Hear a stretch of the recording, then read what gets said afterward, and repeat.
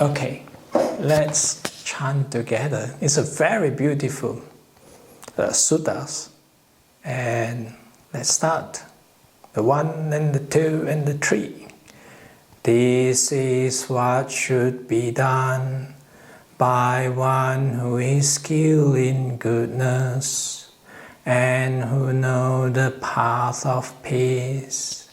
Let them be able and upright, straightforward and gentle in speech, humble and not conceited, contented and easily satisfied, unburdened with duties, and frugal in their ways, peaceful and calm, and wise and skillful, not proud or demanding in nature. Let them not do the slightest thing that the wise would later reprove, wishing in gladness and in safety. May all beings be at ease, wherever living there may be, whether they are weak or strong, or meeting none, the great or the mighty, medium, short or small, the seen and the unseen, those living near and far away, those born and to be born. May all beings be at ease. Let none deceive another or despise any beings in any state. Let none through anger or ill will, wishing harm upon another, even as a mother protects with her life her child, her only child, so with a boundless heart should one cherish all living beings, radiating kindness over the entire world, spreading outwards to the skies and downwards to the depths, outwards and unbounded, free from hatred and ill will, whether standing or walking, seated or lying down, free from drowsiness. One should sustain this recollection. This is said to be sublime abiding, by not holding to fixed view, the pure-hearted one, having clarity of vision, being free from all sense desires, is not born again into this world. Sadhu, sadhu, sadhu. All right, then if you would like to do a talk for around half an hour, then a meditation for half an hour, then a little bit more of a talk and answer some questions. Would that be okay? Yeah. Talk then question, then only meditate, or talk, meditate, question? Talk, meditate, questions. Sure, no worries. So the talk is about Metta Sutta, because when I just chanted, I just remember one of the joke I joked with Ajahn Brahm. I said to Ajahn Brahm one day, I think it's actually before the Patimokkha, which is the monks chanted their rules. And I just say to Ajahn Brahm that, in the Metta Sutta, it's really interesting. It's like one of the sentences, contented and easily satisfied. If you are so contented, which means you don't need anything in the world, right? So I think it should be the Metta Sutta should change into contented and hardly satisfied. But I think it's much more easy to understand contented and easily satisfied. So it's just like the meditation also. Whichever you feel, whichever it is on the moment, you just content with it. Just accept how it is. Even though it's restless, or even though it's just, maybe you have some pain or aches, or maybe you have a really tired day, or you might have a hangover. Hopefully no one have that. Hopefully you'll keep your precepts, don't drink during New Year. But no matter what it is, you just accept. And then you know that even though if it's happy or if it's sad, it will pass. These two will pass. It will not last. And then the best is just be at ease with it. And then it's more like untangle yourself, whichever that you feel. Then you have much more perspective on whichever that you experience later. And then that's why I think sometimes, not say sometimes, but it's on the sutta I say that the Arahant feel that it's like whatever is the happiness in this world, the Arahant say no, it's not happy. But wherever the Arahant say is happy, the world of the people say nah, they suffer. So when you untangle yourself with certain problems, then you have much more clarity on it. And then you can see that some of the stuff that you used to enjoy or you used to feel this happiness, is no. Just like I share with you one thing I experienced after 5 years staying at here. Last year, or just this morning actually, because I went out and then I can't make it back to have a lunch at the monastery. So that's why we eat out. And then usually, when you eat out, you just pass through all this cafeteria. And last time I used to enjoy really, on the weekends after a cycle, I used to enjoy just having a coffee or a lunch at the cafeteria. But nowadays I found, wow, there's a lot of noise actually. And I don't enjoy that much anymore. It's just the differences you show after you have this clarity or have this peaceful mind. And you enjoy much more simple stuff, I can say. And then you see that actually more simple it is, more easy or more happy you are. And then from there, you learn that actually life no need to be so complicated. And especially this new year, you can just, especially I think, maybe passed through already. But usually at the year end, I always reflect on what have I learned this year? Have I been improving? Or have I been learning much on the Buddhism? I still remember at Anagarika year, I don't know what is Four Noble Truth. I don't know what is Eightfold Path.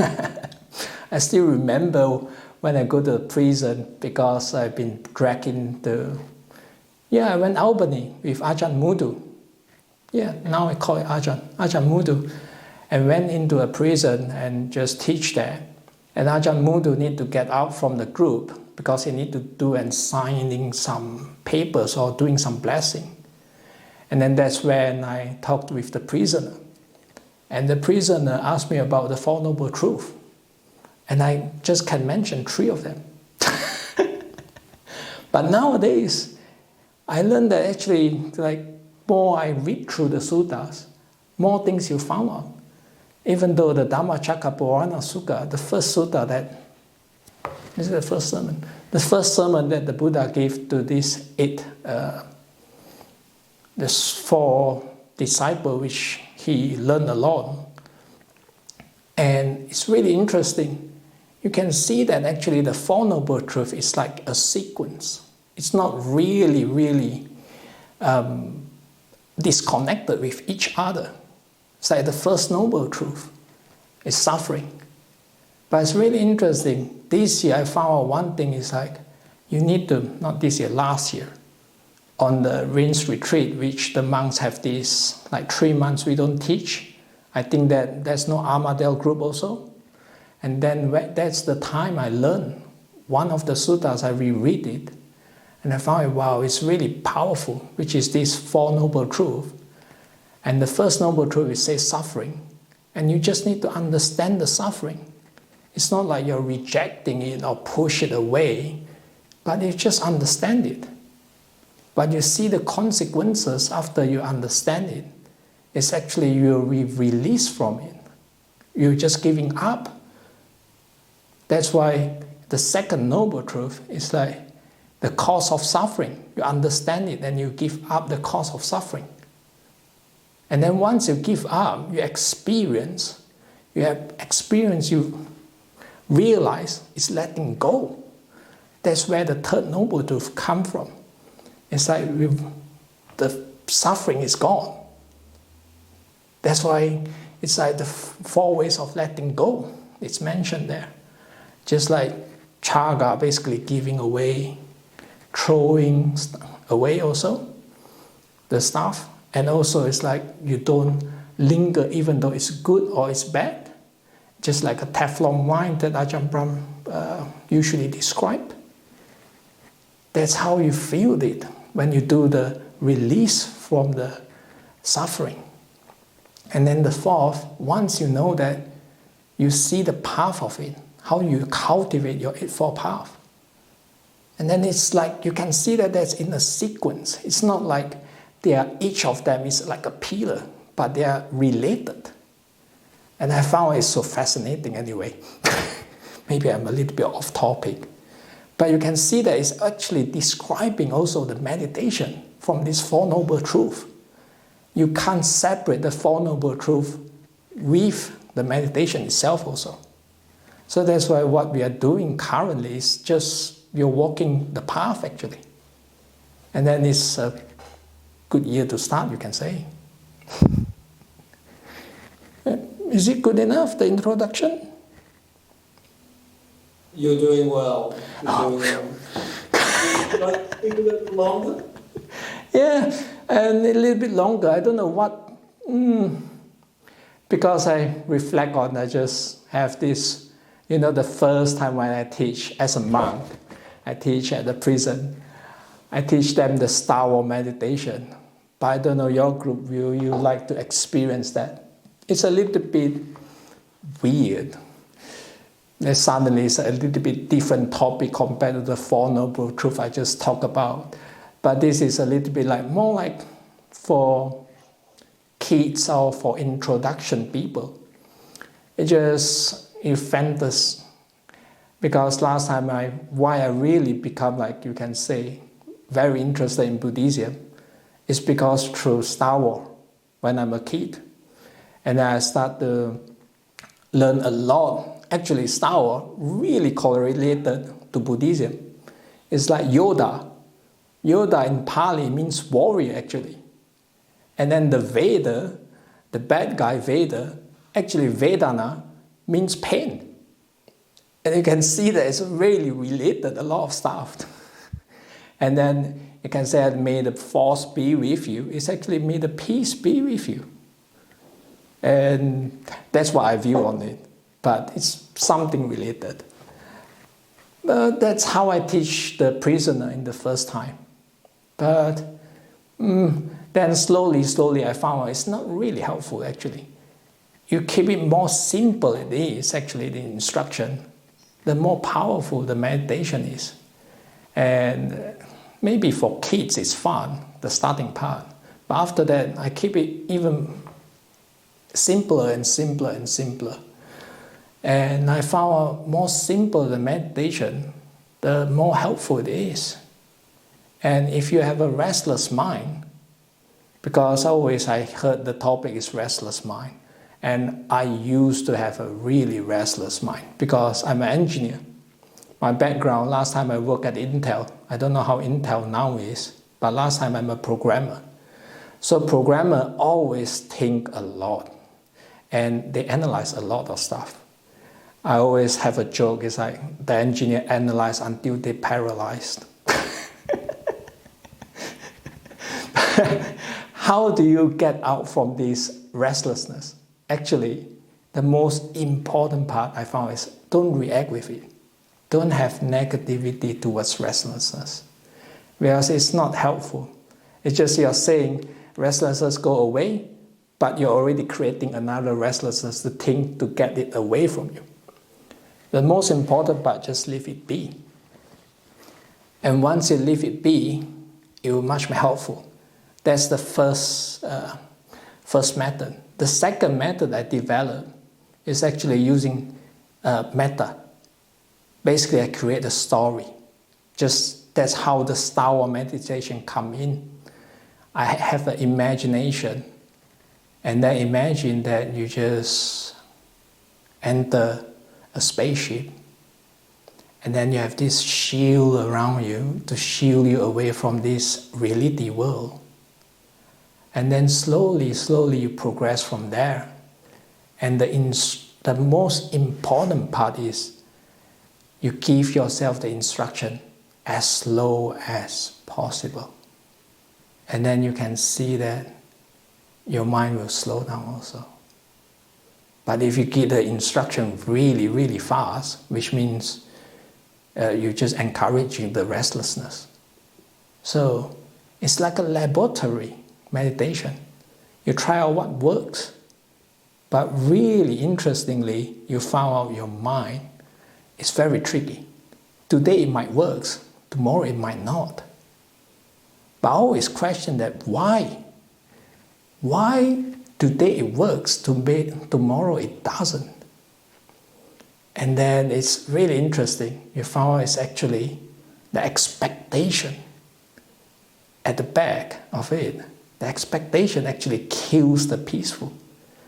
Because you want something, that's why you can't experience what is now that you already have. And then the most important part of all, I found contentment is very important to develop this path. Just like the people come here to do meditation together, just develop that contentment and acceptance. There's a few words to play around, you can say. And then I found I was like, no matter how it is, there's no good and bad. A lot of good and bad is just the perception, and also being brainwashed by this world, you can say, what we look at or what we read the suttas. And then that's actually, usually, we have some expectation there. But don't discard the expectation. It's just like, I always describe this, during my lay life, I really like Kung Fu movies or Kung Fu dramas. And then, I don't know, you heard it before. Yeah, there's a few Chinese in the group. Then you might relate to this. Because in Chinese, it's like, you learn a lot of different methods of Kung Fu or the style that, how you move. But at the end, the best way, the best Kung Fu, they call it, that's no more style. You don't need any style at all. You learn all the style, and then you forget everything, and then you just go there. Just like meditation is the same. You learn all these style of meditation, vipassana, samatha, metta, anything, a lot of style you learn. But at the end, when you sit down, you forget all the style that you've been ever learned. And then that's how you don't have any expectation. And actually that's how you let go. I really like that actually. In Chinese, it's called Wu Zhao Shen You Zhao. If you, in English, how translate word by word is like, if you don't have any style, you win all the style, basically. Yeah, so maybe we can start the meditation. Is it all right, Chris? Oh, that would be perfect, Venerable. Thank you. Yeah. Phew.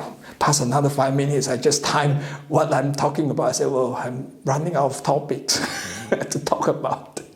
You did very well, Venerable. An excellent start before the meditation. Thank you. Yeah, so maybe since I introduced the spaceship meditation, maybe we do that because it's fun. Yes, anyway, Fun is always good. have some fun. Yep. So get yourself comfortable and sit nicely. You can lie down at any time or anywhere. It's fine. And then you just gently shut your eyes. And then firstly, we just imagine you're sitting in a grass field or on a beach, just like one of the attendants. Imagine that your palm just sit on this soft surface. And you relax your muscle.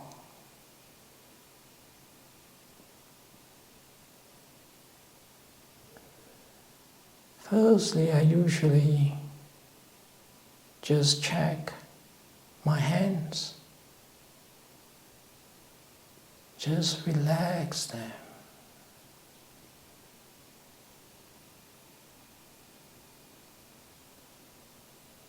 Relax your hand.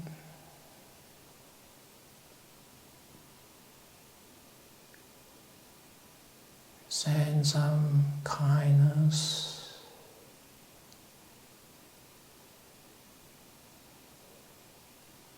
And you can feel that your fingertips are tingling.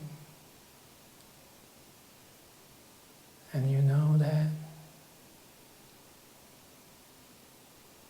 you are relaxed.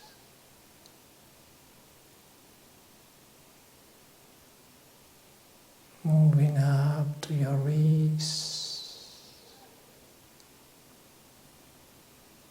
Relax.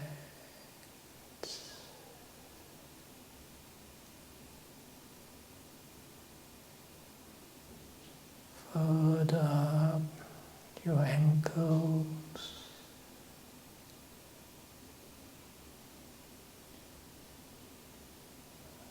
And your shoulders.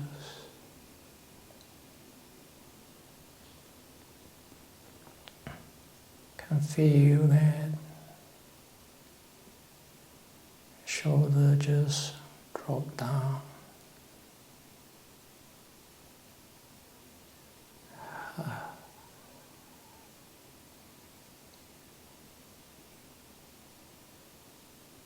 And further relax our lungs.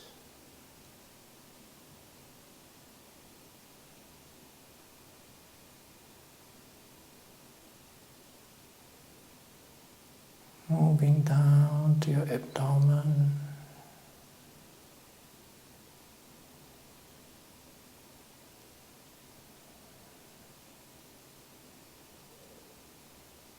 Further down to your pelvis.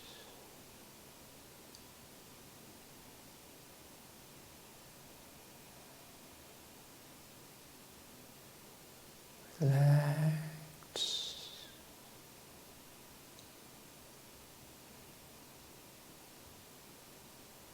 Further down to your legs.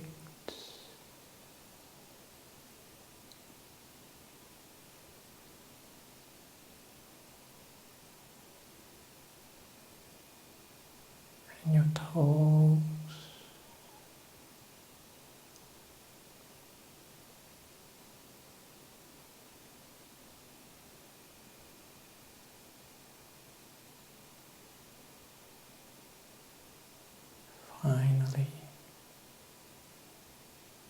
most important part in your whole body. Relax your face.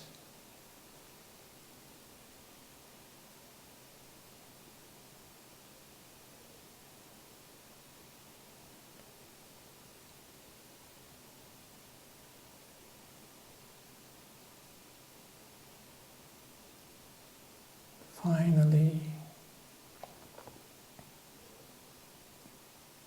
check your whole body. If there's any discomfort, you're allowed to move.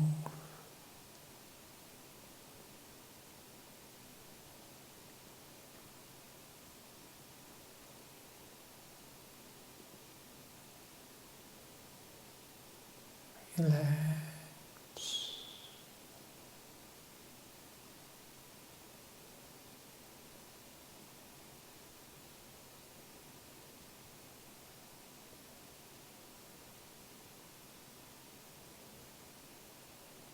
There's nothing to do.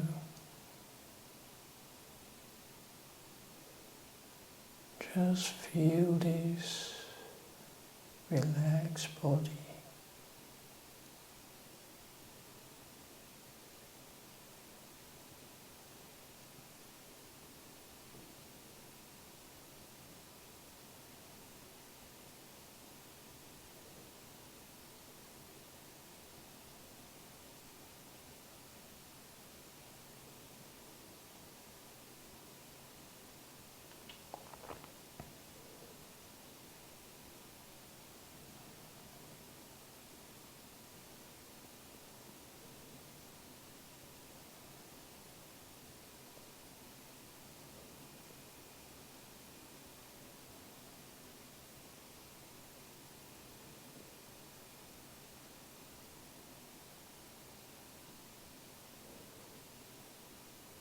Now,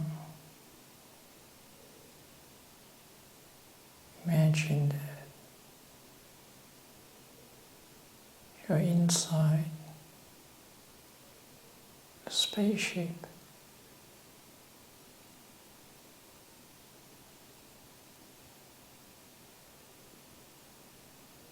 And you feel so safe.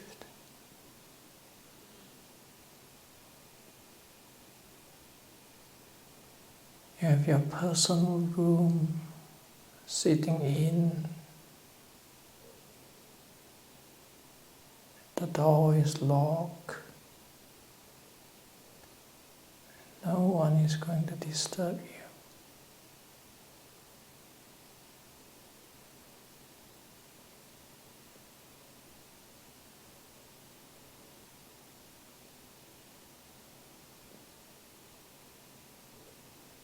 Temperature of the room is just right, perfect.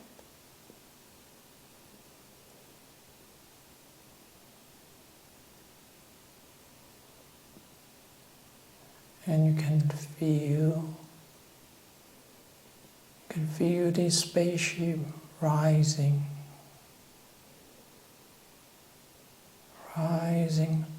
up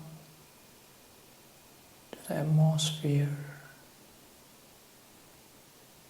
further and further out to the space. Now you know that you have left the earth. Whatever past is happening stays in the earth.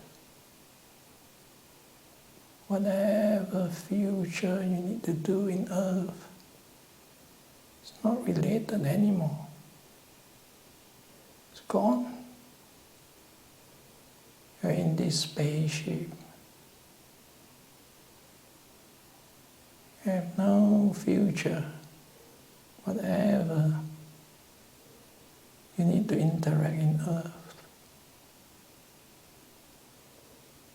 And you have no past also,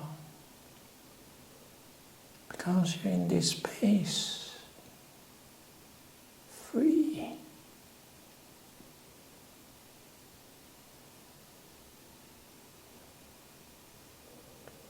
Endless stars around you, shining.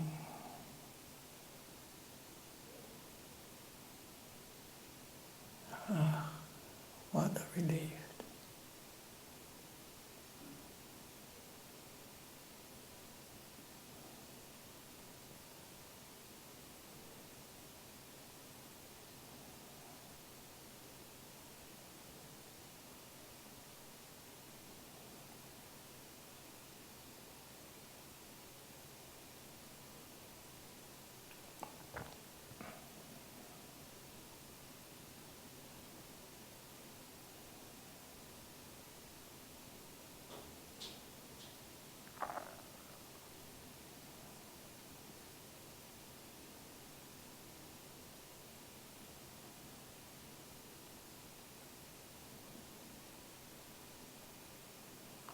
Once,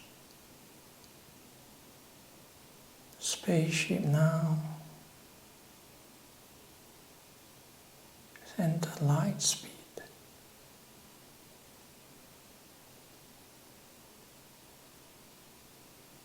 And you can feel this in front of you. It's like a golden light.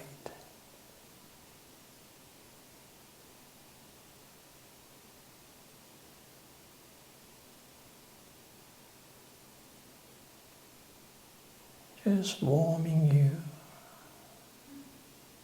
peace and nice.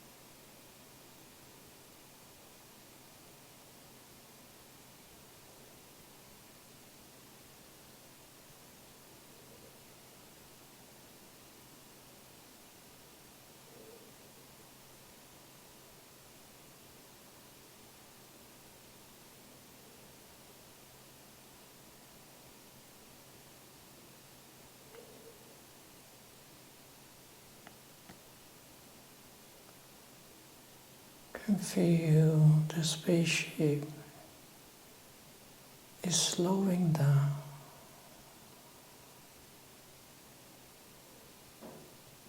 And you reach a new planet.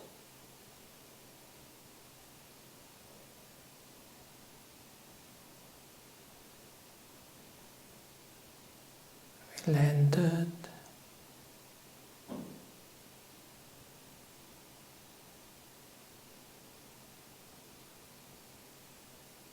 New world.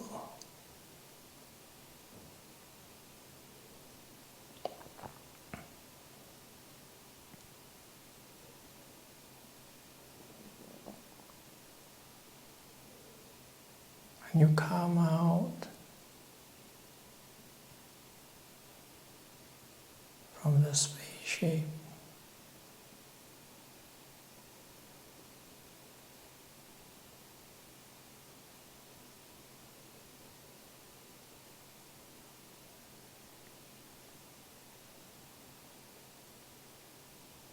Sit down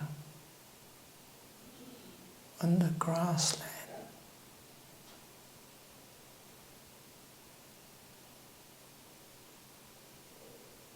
You feel so safe.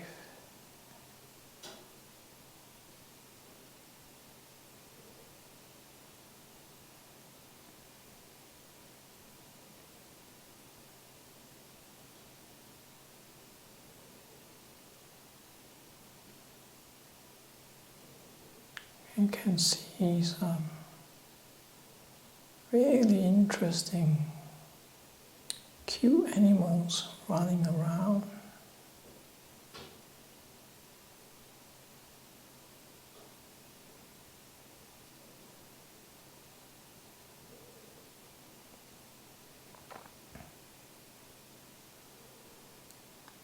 When you notice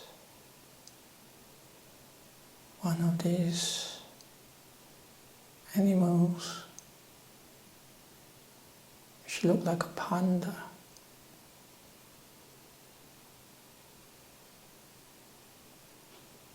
Have some blue stripes on its body.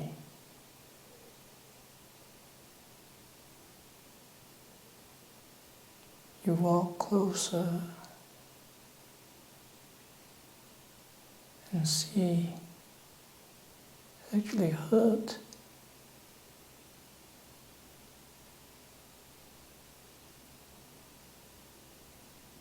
Try your best to approach. You can see the animal have a little bit of fear on you.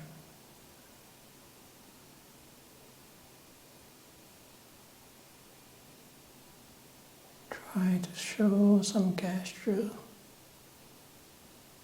loving and kindness towards this animal.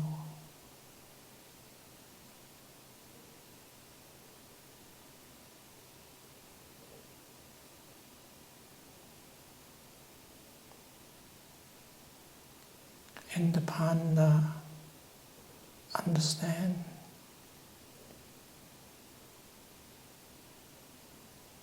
It tries to give you the permission to treat it.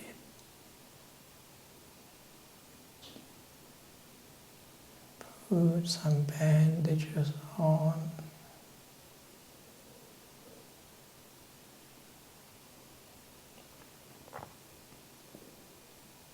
And you wish that it will heal well. Provide some food and some drinks which you can gather around.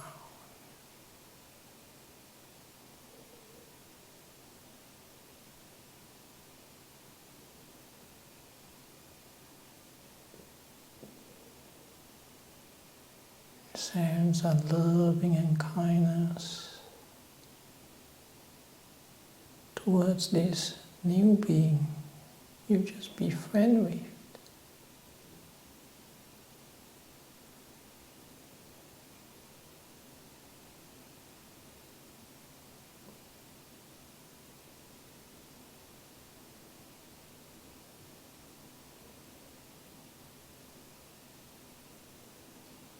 Wishing them happiness.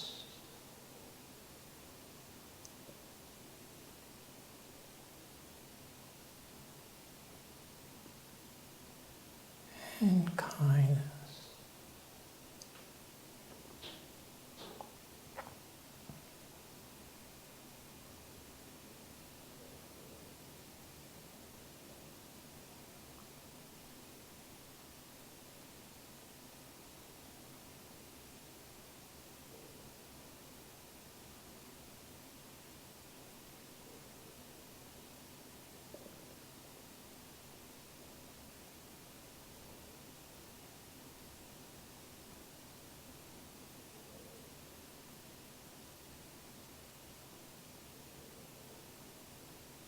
Feel this loving and kindness grows.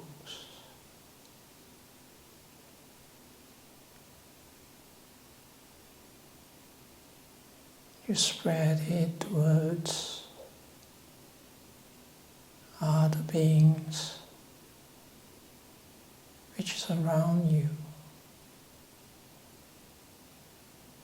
wishing them gladness, free from troubles, and they may also enjoy this happiness you feel now, this peaceful, which ease them off.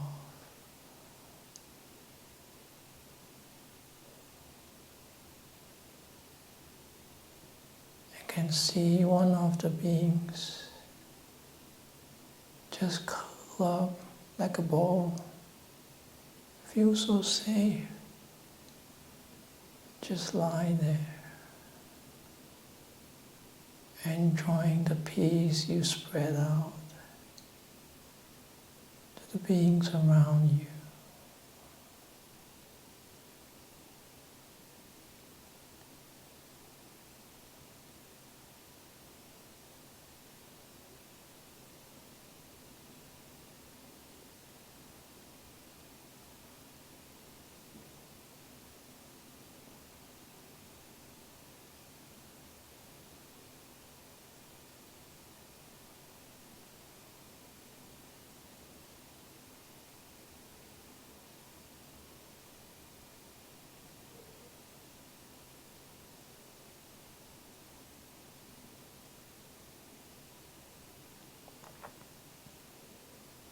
Spread loving and kindness further away,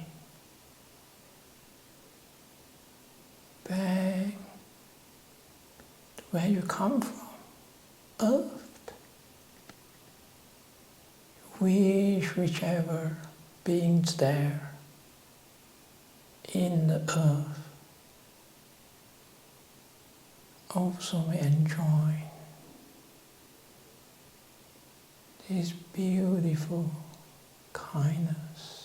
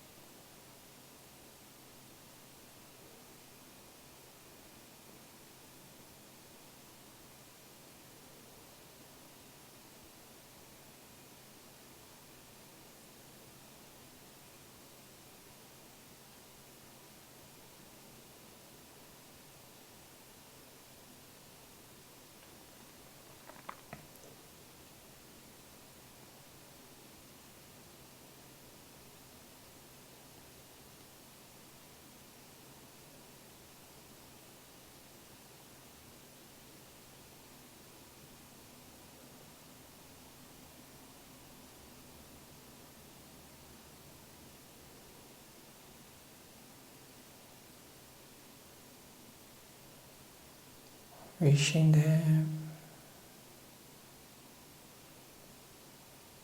peace,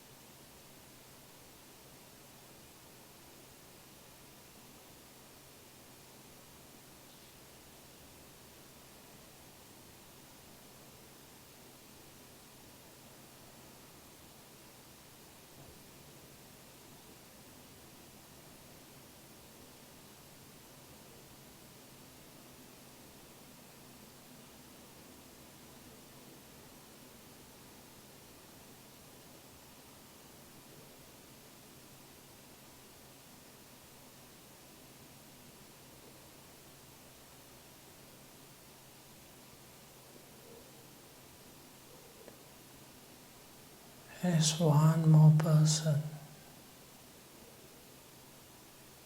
which is the most important in this whole universe, and also deserve this peace and kindness which you share. And this person is you yourself.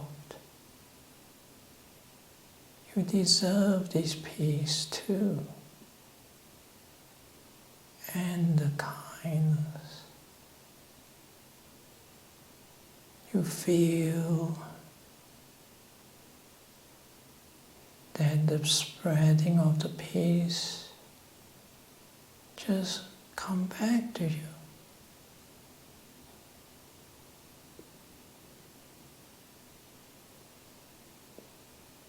Feel this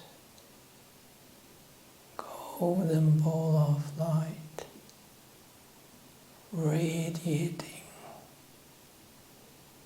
within your heart. So beautiful.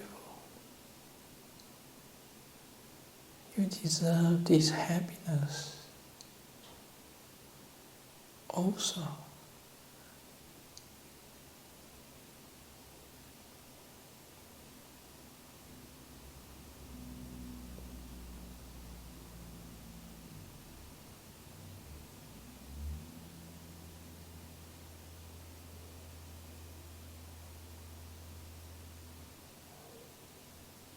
Imagine that your heart is just like a lotus opening up, and accept this golden light.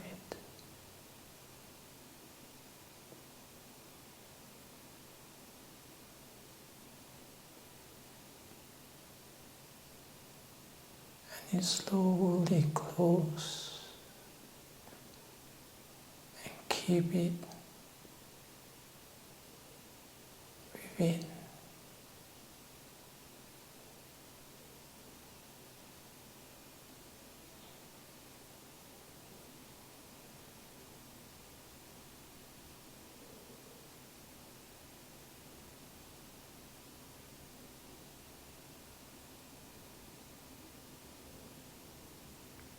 Feel that this golden ball of light inside the lotus multiplied in your mind. The Lord of lotus. You just give to everyone around you. May this golden ball of light shine them whichever they needed.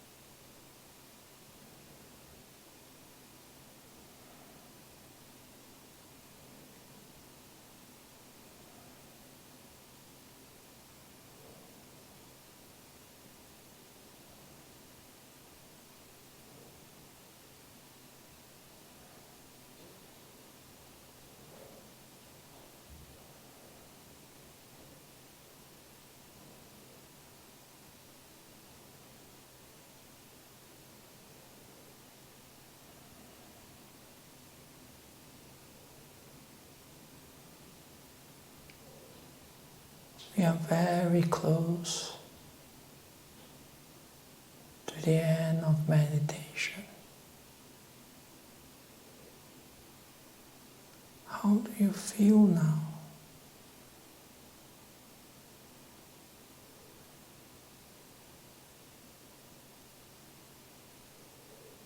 Compared to the first beginning of the meditation.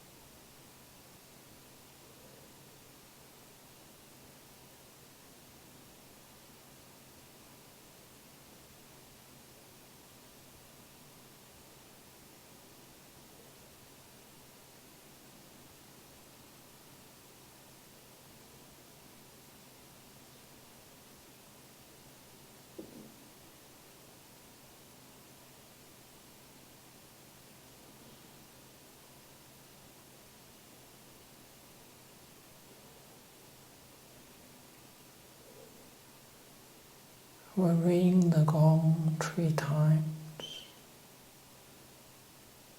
At the end of the 3rd gong, you're welcome to exit from the meditation.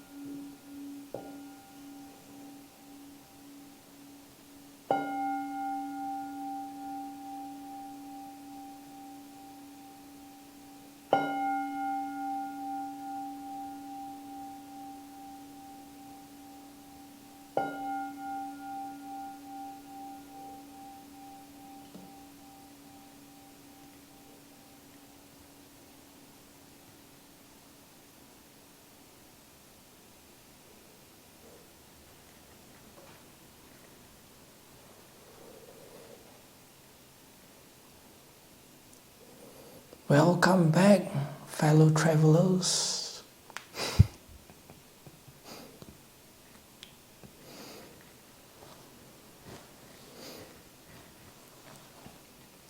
Hopefully you'll like the world exploration to another planet.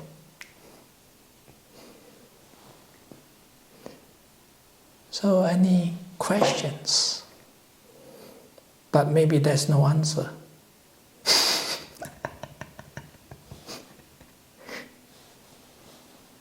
And it sounds like there's no questions too, Venerable. Would you like to just continue a little bit with the talk, or would you like... Can I ask a question? Yes, please, Gloria, go ahead. Yes.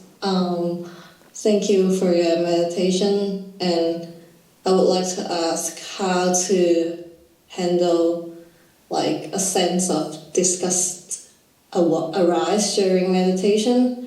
Because like sometimes I think I can handle a lot of emotions quite well, but like I think like a sense of disgust is often a little bit associated with the physiological feeling as well, and I'm wondering what is like a good way to handle this skillfully. Thank you. Most important part is discuss stuff. Always the starting part is the most important part. Make sure you feel safe, in a safe environment, and in a room If possible, if you can lock, you lock it, because it's usually associated that you feel safe. And once it's safe, most of the discards part will not come out. But if it does, always I really remind myself, don't discard it away. We must accept that sometimes just it's a part of life. And then you can say that the discards part, what do I discard I usually feel in my meditation? Sometimes it's like maybe the most closest thing I can see is the things maybe I've done wrong in the work or sometime in my speech. But I always found out if you don't make that mistake, you will not learn. Or I found out another thing, I'm such a funny monk, or have the loving kindness, the acceptance that people make whichever wrong, I can accept. Because I see myself also, I will make that mistakes. And there's always, I found out, there's not really mistakes, it's just usually you're tired. Or another thing is I found out when I get angry, it's accumulate emotion, I call it. You accumulate it up and then you just blow up. And you find it's most interesting is when you blow up to the person which is close to you, your partner or your kids. Or for me, it's like my fellow monks. You never blow up in front of your boss because it's threatened. That's where you get feeded. You can't get angry at your boss. And then you usually get angry at your co-workers because you feel safe. And then always I accept that. If people get angry at me or anything, it's just people are stressed out. And then you don't need to feel disgust about it, that you shouldn't do that, or you feel that sad you do that also. Because it's part of life, we learn to accept each other. That's how the loving and kindness builds up, you can say. How you accept people. And I found it so helpful for my practice. So that's why I do believe you need seclusion to develop meditation. But also you need a community. You need a fellow people around you. It's not like totally no interaction at all. That you say, oh yeah, now I'm safe, then I don't need to feel disgust about anything. But nah, I will not miss that actually.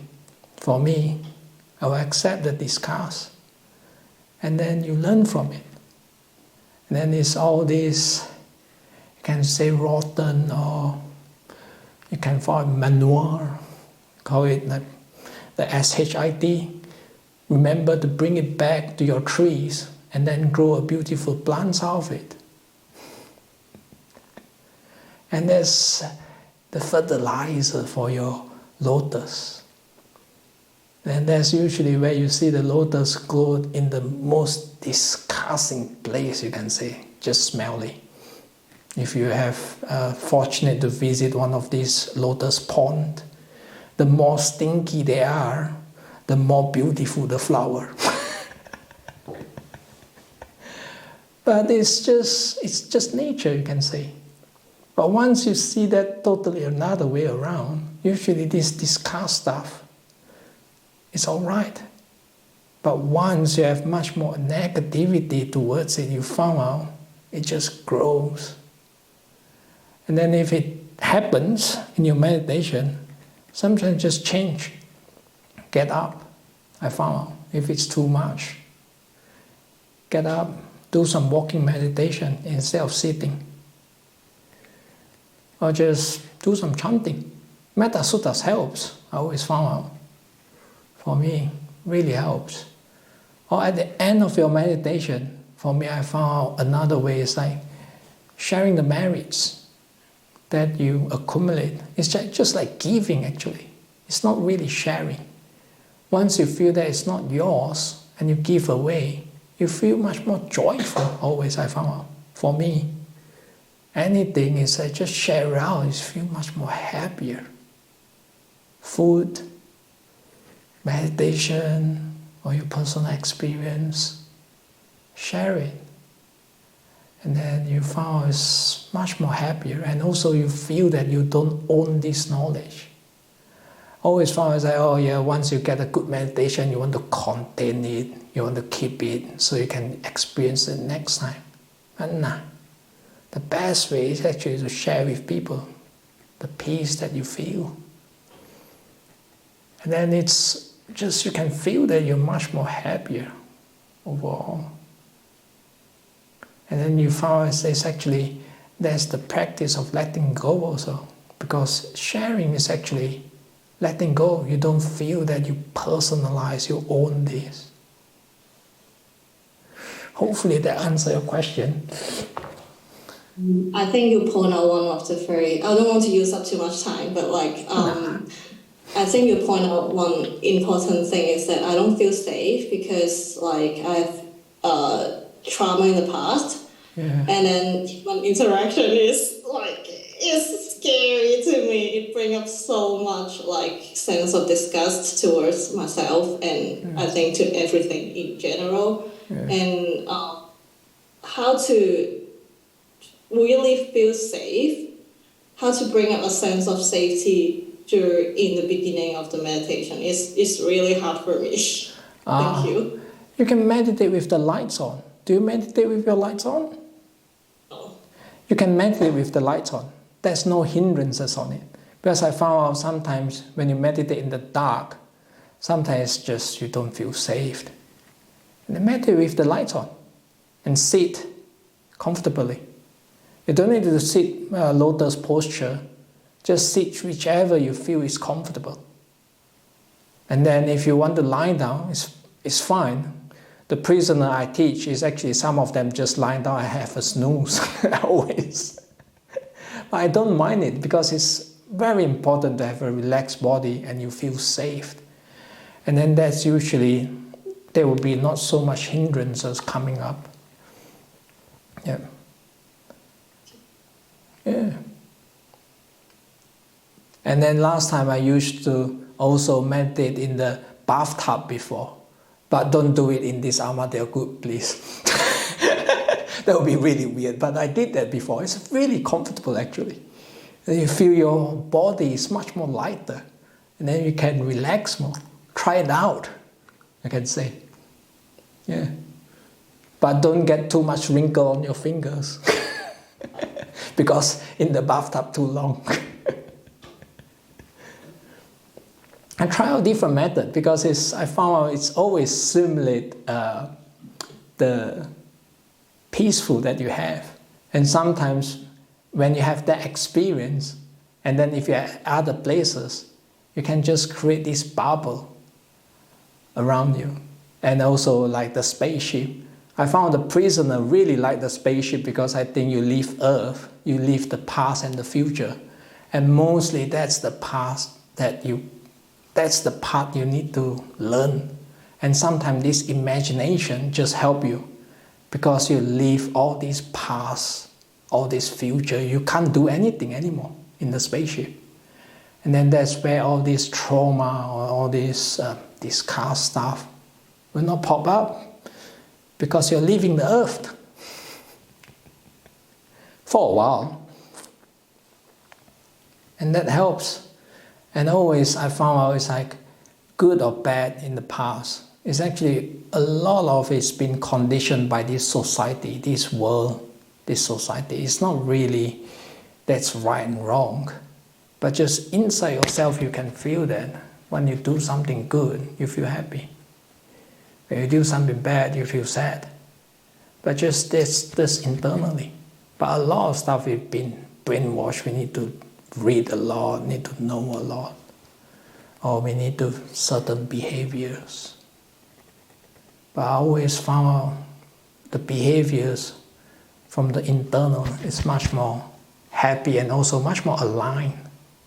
That's why once you practice meditation more, you find out it's really interesting. How you meditate is how you interact with people.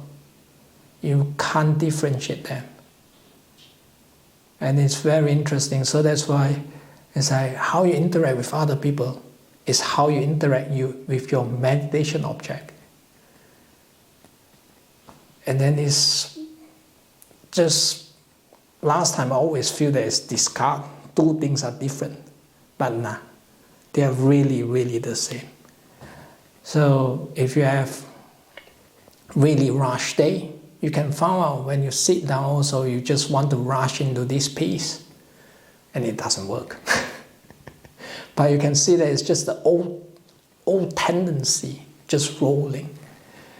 But give it some time when you sit down. Then you can see that the train slowly to slow down. And you have this peaceful. So always you can say I make the prisoner or make whichever learn meditation. Please spend a little bit time at the end of your meditation. Just ask yourself, how do you feel? Compared to first you beginning to meditate. And always I found out, no matter how bad my meditation is, if you rank it, it's always much more peaceful compared to whichever you start. And then actually that encouraged me to meditate on my lay life and end up in robes, you can say. That's how I end up in it. That's why it's like just really interesting. For me, it's like not the Dhamma or anything, but just the peaceful you feel for yourself. And then that's how you really get on into it with this meditation. And then you get on into it with this, you can say the knowledge or the discover of the Buddha. And it's a discovery. It's not really a invented stuff. It's just it discovered this nature. Yeah. So that's why I think in the sutta it says, no matter what you call yourself, as long as you practice Eightfold Path, there's nothing stop you to get to Nibbana. So you don't need to call yourself whichever you are. So it's fine. Yeah. Any more questions? Yes, we do. Catherine, would you like to unmute and go ahead? Catherine. Thank you very much, Venerable. Yeah. It was a really lovely way to commence the meditation. And I find I really am attracted to and feel a real sense of peace and connection with spaciousness. And so at some point reasonably early on, there were stars going out forever. And that sense of spaciousness, I find a very peaceful and grounding experience. And I don't know, I'd love to hear any other reflections you have on meditating with a sense of spaciousness. Sometimes I also use I call it diluted. It's like you have a lot of problem. It's always in front of you, you feel that. But once you put space and then you dilute it into the whole world, I call it. And then you find out it's like when you have that dilute or that space between the problem and you always feel way more peaceful. And then another simile I use is actually dilution. It's just diluting. You feel that the sense of blackness or the sense of red become pink and then become white and then just become nothing. That's another way sometimes I use to imagine. But I found the spaceship which floating up to the space, that's way more easier for me. Because maybe I watched too much Star Wars when I'm young. But the water way, I tried before, or another way I tried is actually the bubble, which Ajahn Brahm described. But I imagine instead of the bubble around me, I always imagine that it's just expand. It's just like the bubbles start to expand and expand and expand. and then you feel the nothingness around you. I always found out it's like maybe I'm a little bit, they categorize when I do, I think the characteristic, there's 4 types of character of people, or sometimes they split into 16 types. I'm the types which is really exploring. I don't like to do things same twice, you can say. If I do like now, I do another type of like space meditation, it will be different again. Because I can't have routines. Very hard to have routines, very difficult. So that's why I really like meditation, because every time I sit down, different problems, or just your mind is different. It's really interesting to explore this mind.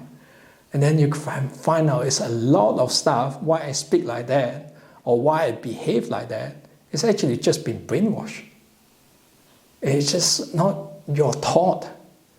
And then I remember someone told me that any thought or anything you think or any behavior is second-hand. It's maybe from your parents, from your teacher, from your society around. It's not really you. So back to the disgust part. So it's like if you feel disgust about something, it's just been brainwashed by other people. That's why you feel disgust about it. It's not really you. So be as irresponsible as you can when you meditate. That's what I say. Don't need to be too responsible, because I found Chinese culture, especially I've been brainwashed from Malaysia, I need to be really responsible, but just nah. More I learn is more like, nah, you don't need to be so responsible. But one thing I found out during my, you can say my monk life, I observe one thing is really scary for me is actually, if you observe your enemy too much, you behave like your enemy. I don't know why. It's like what Ajahn Brahm say, you kill the tyrant and you be the tyrant in his state. And it's so true. So be careful. Don't observe your enemy too much. So observe the positive stuff. Then you learn very easily from the positive ways. Thank you, Venerable. No Venerable, I have a question in the chat. Would you be okay if I read it to you? Please, please. Thank you. How do we train to get contented so we can stay in the present? That's the first part. How do we train to get contented so we can stay in the present? And the second part is, how did you let go of your prestigious job to become a monk? Oh, how do I let go of my job? I'll answer that part first, because that part is really interesting. I really like that part. I still remember on my resign letter, I sent it to my fellow colleagues. It's just from a poet, actually from a Chinese poet. The Chinese poet originally is, when I see mountain, it's mountain when I first see it. When I second see the glance of the mountain, I see mountain is not mountain. But after that, I have a third glance on the mountain is still mountain. I use the same simile. I said, oh, I think someone will understand. There's some Chinese here. 看山是山，看山不是山，再看山还是山. And I use the same simile. I said, it's Intel. First, when I see Intel, it's Intel. When I say second glance, when I stay in Intel and work, I found out Intel is not Intel. But when I want to leave, I saw that finally, Intel is still Intel. It's really interesting because it's like, when you first started, just like when you first started meditation, you read about meditation, and you experience meditation. When you experience it, you feel that the meditation is not meditation. It's not aligned to what you read. But after more practice, and then you found out, actually meditation is just meditation. You don't need to have more complicated ways, you can say. It's just first when you read it, you have this perception of it. And then that's how I feel it. It's the same thing when I work at Intel. I found, before I enter Intel, I have this perception how working life is. And then once I experience, I start to work, you found it's not as what you think when you study or when you fantasize about it. But after you left, you found out actually working life, it is just like that. It's not much to it. It's just like, I still remember my my colleague just beside me stand up and ask me, what is it that means in your email? And he just recently got married. And then I just tell him, just like how you experience. Before you get married, you thought married life is like that. But once you get married, you enter the married, you see the married is not what you think it is. But after that, for a while, then you accept that married life is just like that. So that's how I left Intel, you can say, because I found out there's not much more stuff for me to learn anymore. There's more challenges, but I can see that once you put your time or your effort into it, you'll reach the goal. And once you reach it, there's another goal. And then there's just, for me, it's just endless. I found it's just really weird. That's why I stopped working. Because I found it's like more money you have, doesn't mean more happy am I. But I found it's the more money I have, the less time I can spend on it actually. The less time I can enjoy it. So that's why I left and start to explore other paths. And then that's how I start slowly. I come here for 3 months first, the first time, to Bodhinyana, just to experience the life of the monks, and as a lay life, helping here also. And then I found I'm much more happier. And the weirdest thing is also, I gained a lot of confidence, even though I read nothing, you can say. And then that's get me really curious, why am I so much more happier and also much more confident on myself compared to outside? When I read so much, do so much programming, it doesn't gain more happiness. And then slowly, I said, why not try this path out? That's how I really let go of it and then come and experience the life here. What's the first question again, Christ? Certainly. How do we train to get contented so we can stay in the present? Yeah. Contented and stay in the presence. A lot of experiment, you can say. You found out if you want more, you're just chasing after, just like Ajahn Brahm described about the donkey and the carrot. Really, if you want more, you're just chasing the carrot. And you never experience the carrot. Even though if you just stop, because you're not chasing after it, you can smell the carrot actually. Even though without the carrot swinging back to you, you can still smell it.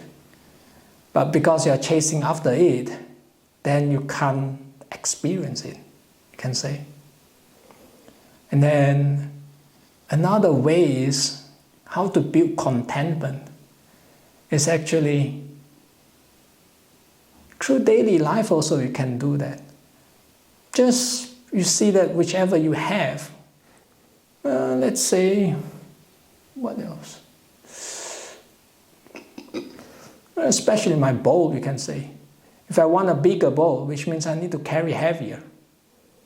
I have the bowl now, that's good enough. You don't need to have much more to experience stuff. So I usually train it not in the meditation first, because you found our meditation is a little bit much more imagination. When you do more in there, when you sit down, it just creates much more chaos. And so I usually train myself when I'm doing daily activities. If you want to train the contentment, then after that only you you can find out it just influences you when you sit down also. Especially it's like the Metta Sutta we just chanted, contented and easily satisfied. So you train the easily satisfied, you definitely will have contentment.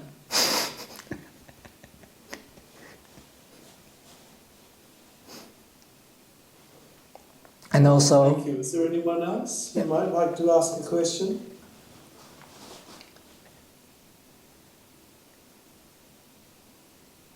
Venerable, yes. would you be happy to leave us with a blessing this evening? Oh, yeah, why not we share the merit, whichever we learn. Is it cool? It's cool. Okay. So, idang me nyati nang hotu sukita hontu nyatayo. Idang me nyati nang hotu sukita hontu nyatayo. Idang me nyati nang hotu sukita hontu nyatayo.